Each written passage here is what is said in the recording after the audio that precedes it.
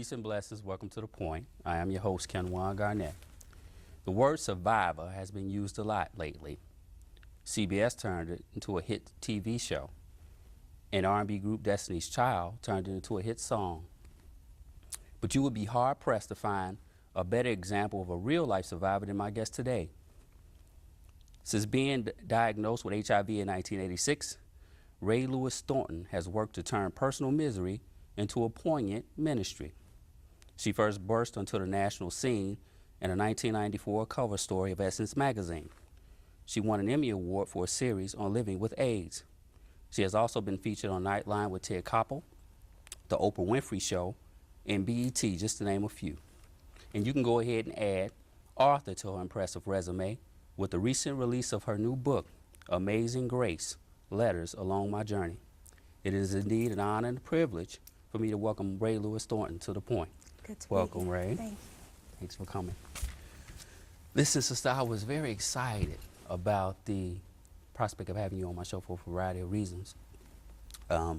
We first met years ago when I recently learned that when we did meet, that was actually your very first speaking engagement at Bowen High School. Yes. In the early 90s.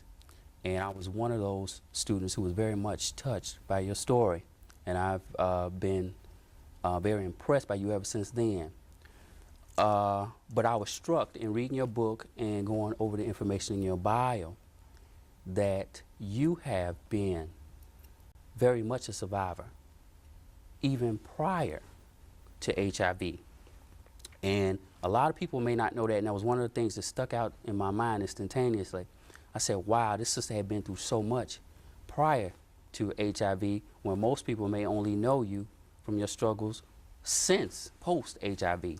So why don't you share with us a little bit of your life? Of my childhood? Sure. You know, I often say, people ask me a lot, how do I deal with HIV? How am I able to cope? And I say I was tough before I got to HIV. I did grow up in a household that was what we would call dysfunctional. My mother was a functional alcoholic. She went to work every day and she drank every day. I grew up in a household where I was provided for, but I was not given any love. And at the end of the day, Mama was not nice and not kind. And many days I was told that I was never going to be anything. I was homeless at 17, but I didn't go hungry. And I'm an adult survivor of childhood sexual abuse. And so, you know, when a child is violated by people who are supposed to love you, you have to hold on to something. And I'm just grateful to God that I didn't lose my mind. I say, God kept me in the midst of the storm. And so, in the scheme of things, HIV is a small thing because I've already been through a storm. Sure. Sure, I was very much touched by your story and talking to you over the past month or so. And when you say mother, are you speaking of your birth mother? No, my step-grandmother who raised me, and she was the only mother I knew for 18 years. My biological parents were heroin addicts when I was born. I was a drug baby in 1962, before we even knew what drug babies were. Mm-hmm. And my grandfather, my paternal grandfather, took me from my parents when I was a toddler because they were not fit to care for me. And he remarried, and he died when I was 6 years old, and his third wife kept me and raised me. And so she was technically my step-grandmother, but she was the only mother I knew for 18 years. Okay. Wow, that's very, very touching. Tell us about your book. Oh, my book. You know, people have been pushing me to write a book, and I decided to do it. Over the years that I've been speaking, I have received hundreds and hundreds and hundreds and hundreds of letters from people who have, you know, heard me speak, seen me on TV, read a magazine article on me. And so what I decided to do was to chronicle my ministry, the work that I've done in these past 10 years through the lives and words of others. And so it's a book of letters, and each section is a different group of letters, like people who first read the Essence magazine, or people who heard me speak. There's a section that's specifically for people who've heard me speak. I have letters from young people. I have letters from children whose teachers had them read a story on me. Sure. And so I journal my life through their life. And what's so interesting about my book is that while it chronicles my life in ministry, it also chronicles the life and attitudes that people have towards HIV. And so you can see some of the candid discussion from young people in the very early periods where they said, I was scared to touch her, you know, but then you see people's compassion. You know, you get a child will say, I was scared to touch her, but I pray that she, you know, she hangs in there or something. And so it's my journey, but through the eyes of others. Sure. I read the book. Okay. It was very, very touching. Thank you. Very informative. And unfortunately, it was very sobering as well. Let's talk a little bit about the numbers specifically. You mentioned in your book how African Americans continue to be disproportionately affected by HIV/AIDS.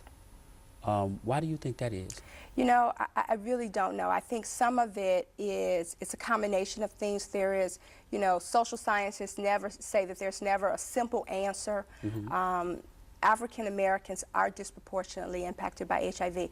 I think some of it is our circumstances, socioeconomical. Poor people tend to have poor health care. We tend to do things that put us at risk a little bit more.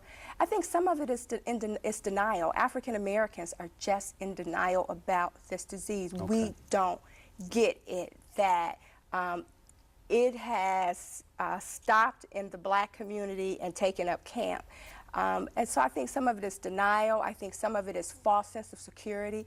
You know, young girls think, or old women think, I wouldn't date anyone with HIV, and senior women think, you know, I wouldn't date, you know, none of these old men in the nursing home with me have HIV. And we see that in the African American community, there are 3 generations of women at risk for HIV. There's been like a 58% increase in the newly diagnosed cases of the senior community, 65 and older. Who thought the grandmother was still having sex, okay? Sure. Then we got the single mother, then we have the teenage daughter. And so the reality is that we are disproportionate, and I think that it's not a simple answer on why, but I believe that it's a simple answer on how we can stop the spread of HIV, and that's basically using a condom, keeping ourselves safe and free from this disease. We can actually, the thing about AIDS, unlike some other kind of cancers or some other kind of chronic illness, we can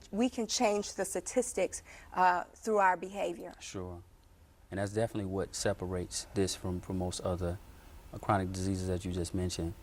And you also touched on my very next question. I was touched by recent statistics that said that the largest group of HIV infections is within black women between the ages of 18 and 34, I believe. You know, often I think about when I was writing the book, we decided to reprint the Essence article. I had never reprinted it. It was the 10-year anniversary of me being on the cover of Essence. Okay. And we did it as a way to tell my story. But the most disheartening piece for me is that Essence article isn't just history, but it's still as relevant for black women today as it was 10 years ago. Sure. You would think that there wouldn't be a need for a black woman to be on the cover of a magazine or a black woman to have to tell her story over and over and over again. Sure. But the statistics tell us somewhere between 72% of all new cases of women who are diagnosed with HIV are African American. And so black women are affected by this disease, and we're dying from this disease. And we're dying from this disease because by the time we find out our HIV status, it's too late. We can't benefit from the medicines and treatments like our white counterparts. And so the Congressional Black Caucus about 4 years ago declared a state of emergency around the issue of AIDS, and I believe that that's where we're still at. We're still in a state of an emergency as it relates to this disease. Okay.